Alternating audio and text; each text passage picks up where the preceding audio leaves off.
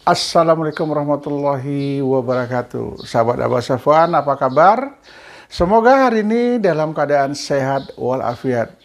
Alhamdulillah dalam pembuatan video pagi ada kicauan burung. Cit, cit, cit, cit. Alhamdulillah mereka merasa nyaman menyambut hari yang begitu ceria.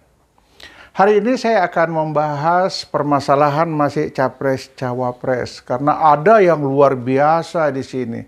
Di mana luar biasanya? Ingat nggak kalau kita mengikuti pada saat Prabowo dan Gibran melakukan pengumuman bahwasanya Gibran adalah wakil daripada Pak Prabowo.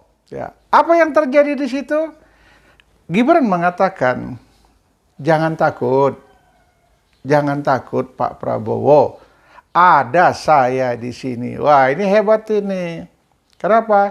Karena Gibran adalah seorang superhero.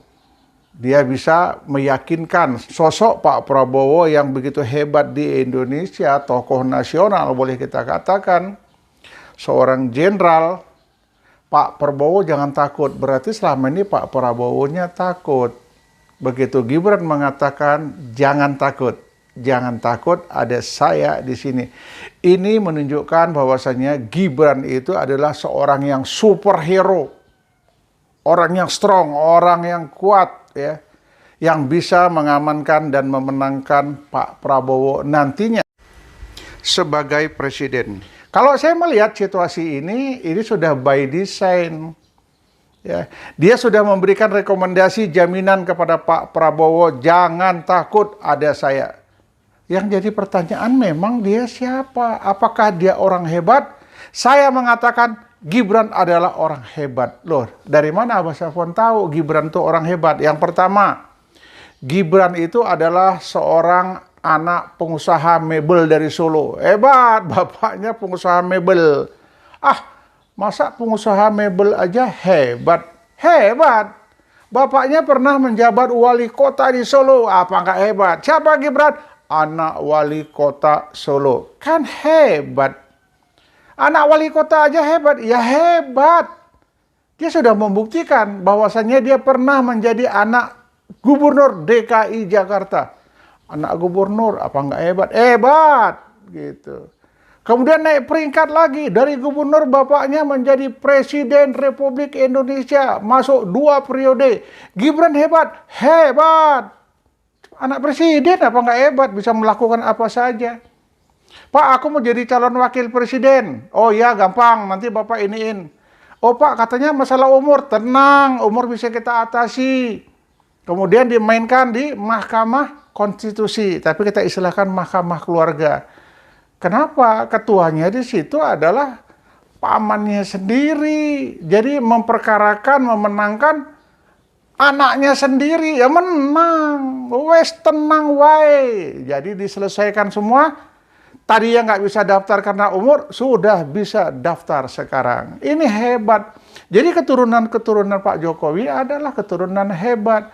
Kepingin masuk partai. 2 hari jadi ketua umum. Nggak punya pengalaman, nggak punya prestasi, nggak punya perjuangan di partai. Tiba-tiba jadi ketua umum partai. Ini Indonesia loh. Bukan ketua umum lingkungan, bukan ketua umum kecamatan. Bukan ketua umum sekedar ketua umum, tapi PSI. Wah, ini keren ini, kumpulan anak-anak muda di situ. Yang gini fotonya itulah dia gitu. Ya. Jadi memang semuanya ini sudah by design, memang semuanya sudah dipersiapkan. Tapi perlu saya ingatkan kepada seluruh teman-teman, ya mungkin pendukung daripada Caimin, ya, pendukung Amin, ya. Ini bukan masalah. Yang jadi masalah hanya satu. Apa masalah itu? Di medsos, ya, komunitas Amin luar biasa. Tetapi begitu kita turun ke bawah, ke pedesaan-pedesaan, kita sulit menemukan sosialisasi daripada kelompok Amin, Anies dan Caimin. Nggak ada baleho, nggak ada poster. Nah, ini perlu dipikirkan lagi.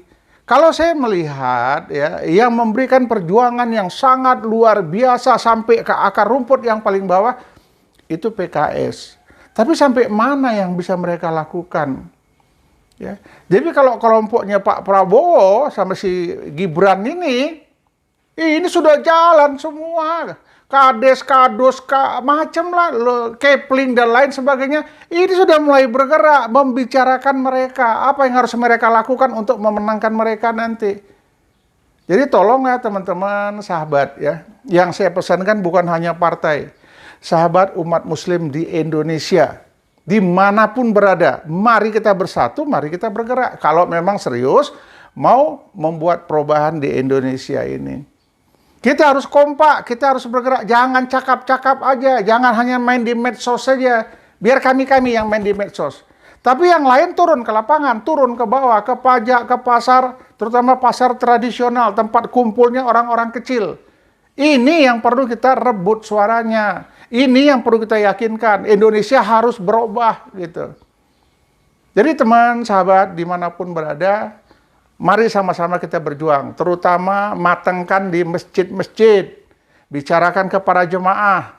Ya, yang paling solid jemaah kalau mau dibicarakan subuh. Subuh itu orang-orang yang luar biasa. Sekarang subuh paling kecil orangnya. Kalau betul-betul menjadi orang luar biasa, ramekan masjid pada saat subuh. Terus bergerak tanpa henti, seluruh pengajian gerakkan semua. Ya, PKS sudah jalan, tapi partai yang lain tolonglah ya, Nasdem, PKB sudah mulai nampak gerakannya. Jangan hanya kita hebat di medsos, tapi di lapangan nol. Ya, mereka sudah matang mempersiapkan segala sesuatunya. Mereka punya kekuatan kekuasaan. Ya, di kelompok Amin tidak ada kekuatan kekuasaan, kekuatan uang gitu. Dan perlu saya ingatkan kepada seluruh teman, sahabat, pendukung Amin, ya ini perlu saya ingatkan, jaga TPS, jaga kotak suara, ikuti. Karena bisa saja kotak suara berubah nanti. Pemilihan ganda dan lain sebagainya itu diperhatikan, kita nggak bisa main-main. Yang menentukan siapa calon presiden nanti di 2024 hanya yang tukang hitung yang tahu. Ya. Bukan Prabowo. Bukan Anies, bukan Ganjar Pranowo, tapi tukang hitung yang tahu siapa yang menang. Tukang-tukang hitung ada di mereka. Hati-hati. Ya, tapi jangan pernah berhenti berjuang, jangan pernah berhenti semangat. Waktu masih ada, suarakan terus. Jaga semua nanti TPS yang ada, jangan lengah. Segera bergerak ke tingkat bawah, jumpain masyarakat kecil yang ada di bawah. Kalau kita memang mau mengadakan perubahan untuk Indonesia. Dan ini kita harus ekstra hati-hati. Jangan main-main dengan Gibran. Ya, Gibran punya kekuatan super power ranger yang luar biasa. Partai besar PDIP Perjuangan yang menguasai suara di Indonesia bisa dikibulinnya.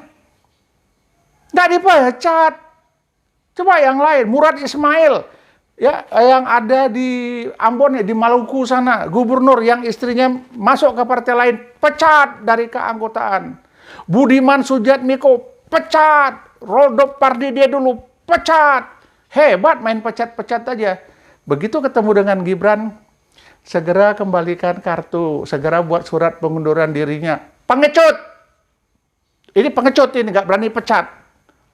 Atau mungkin ada kerjasama antara Ganjar dengan Prabowo untuk menghabisi Anies Baswedan. Bisa saja terjadi, namanya juga politik.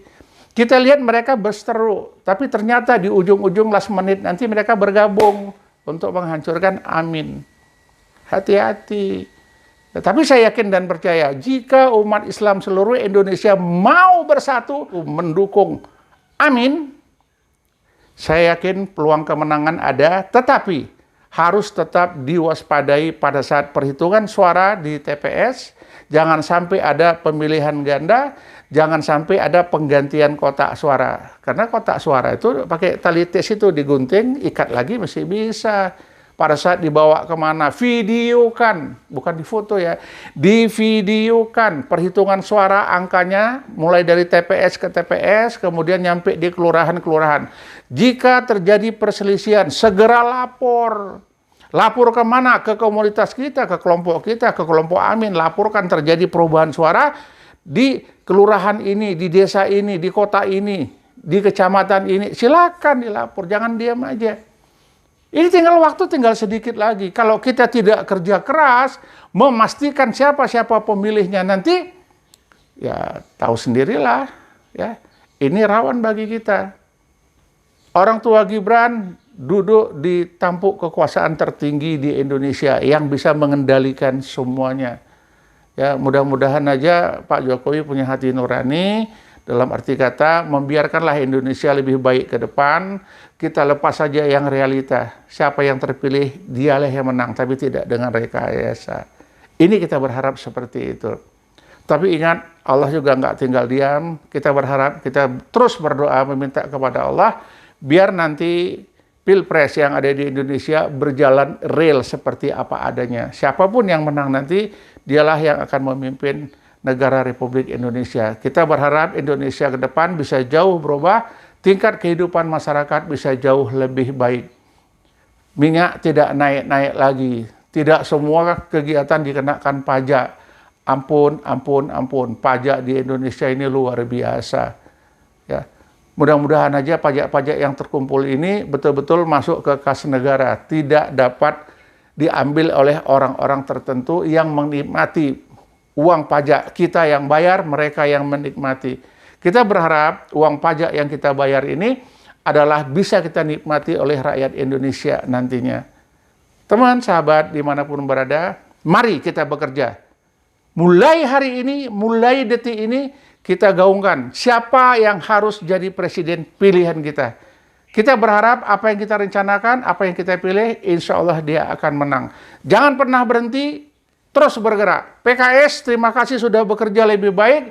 PKB sudah mulai kegiatannya. Nasdem segera bergabung. PKS, P3, Nasdem segera bermain ke lapangan. Ya, kalau kita bersatu, kita bisa. Itu kata Bang Abdillah.